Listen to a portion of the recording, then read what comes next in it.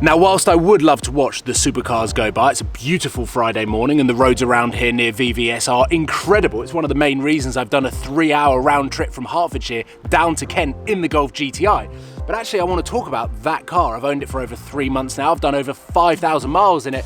And last week, I took it on a road trip, the last test to see whether this is the ultimate daily driver that I've ever owned. I think it is safe to say that when I bought the Golf GTI and made the decision that this was going to be my daily driver, the last characteristic that I expected to test in this car was whether it was a comfy Grand Tourer. However, last week I embarked on an 11-hour drive to meet up with my family in the centre of France for a family holiday. Me, myself and I and the Golf GTI on the French highway, and hopefully in this video it is the final piece to the jigsaw and to find out why I bought this car as my daily driver and whether you should buy one if you've got 30 grand to spend, and also give my honest reaction on some of its quirks. I could hear this coming up. Harrison, oh come on, I'll go around the back. I'll go around. Harrison said it was quiet.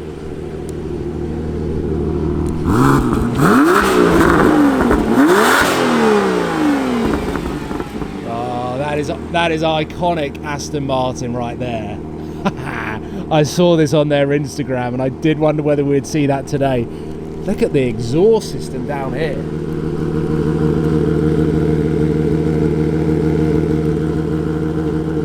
This is beautiful.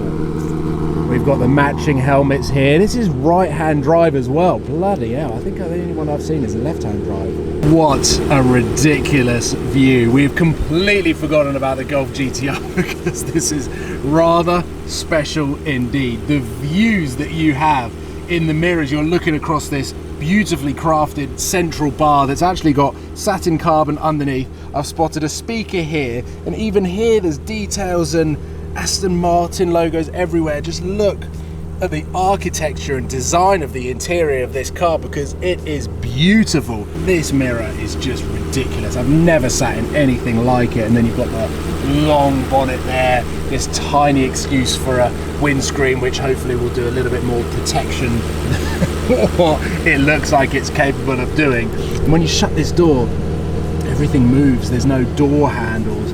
It's beautiful. I'm assuming this is also a speaker built into the carbon inlay, but oh my god.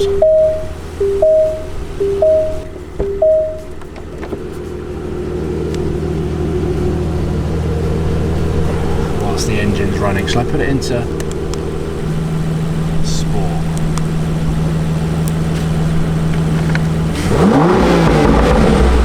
Woo!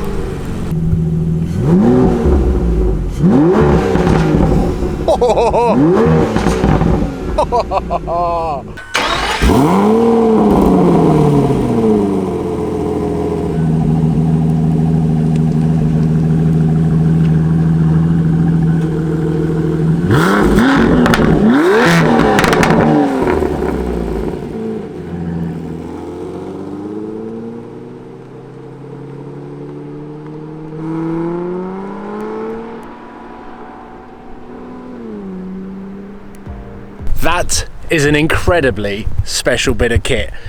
That was the first time that I properly got up close with it, and it is going to make jumping back in the Golf GTI little bit underwhelming. This is a lovely little village, but on the other side of here is a beautiful country road. Sport mode engaged, manual. The first acceleration that I did in this car, just getting through that town, it's got a punch to pack.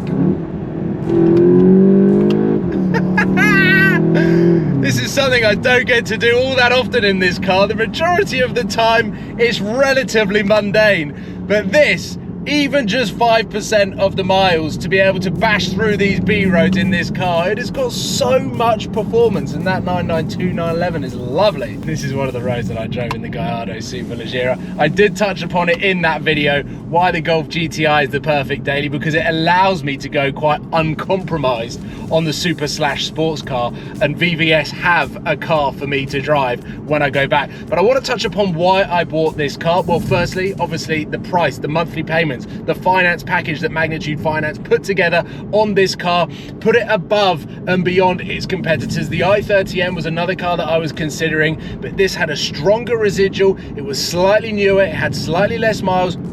It was a better financial proposition. 10% down on the 30 grand car meant 3 grand in, just under 400 quid a month.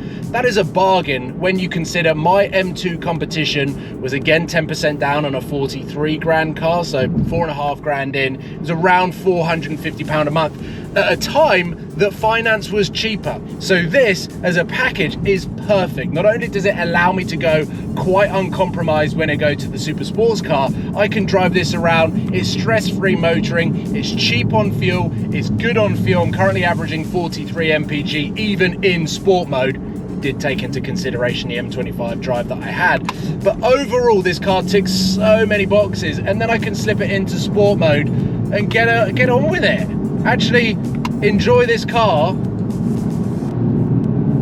and cover tarmac pretty quickly. You cannot knock a Golf GTI. It is impossible. And we're heading back to VVS now because they've got another car that is sub 100 grand that goes up against the Gallardo Superleggera that they say, and I would also agree with them, is also a car that you can't knock. Now we've got a little bit of an exclusive. I've parked the Golf GTI next to an AMR DB11. Man, I love this thing, but inside is a car that has not hit the website yet. And yes, the stripes are coming off. We're about to hear it start up, but apparently these guys say this is the perfect competitor to the Mark 1 Gallardo Superleggera that I drove the last time that I was down here, and this is pretty much the same price point.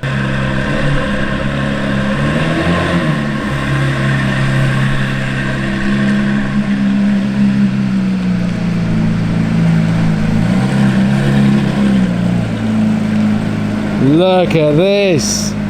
We have got a color-coded Porsche key for a 991.1 GT3 with a Sharkworks exhaust. So a 100 grand GT3, this is a 2014, just had to check the registration, or a 2008 Mark 1 Gallardo Superleggera. Now, considering I fell in love with driving that Lamborghini, it's going to be interesting to see what a more modern Porsche hardcore version of the road-going car can do. Oh, I'm so excited to get in this car and go for a bit of a drive. The first thing that I just did there was sit in the car as if it was the carbon bucket seats, but these are the comfort seats, which is a nice change. And considering it's not the RS, I kind of feel like it's a little bit more accepted. Also doesn't have ceramic brakes. So the one thing that you can probably be certain about this particular example is it's not a car that's been tracked. The sound of this car is one of the best things about the GT3.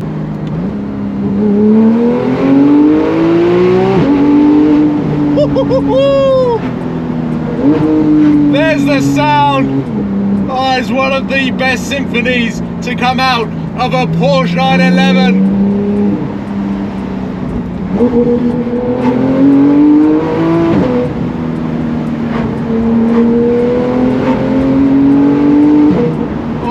The gear shifts, everything about this car is it's the perfect combination of Porsche quality with an air of Italian flair. Everything works perfectly in sync, and this gearbox combined with that engine with an exhaust system on top just amplifies. Listen.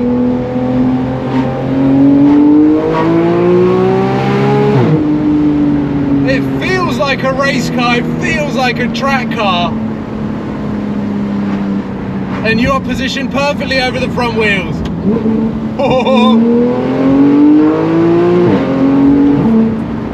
Oh, this is good. This is very good. This is the car that I'd buy. This is the Porsche that I would buy. Ideally a 991.2, but you can't be picky in these times. And when this is sub 100 grand and you compare what this goes up against, potentially a Ferrari F430, a Lamborghini Gallardo Superleggera, an Audi R8 V10 Plus, which arguably is a little bit too clinical. This is the perfect balance. The perfect balance.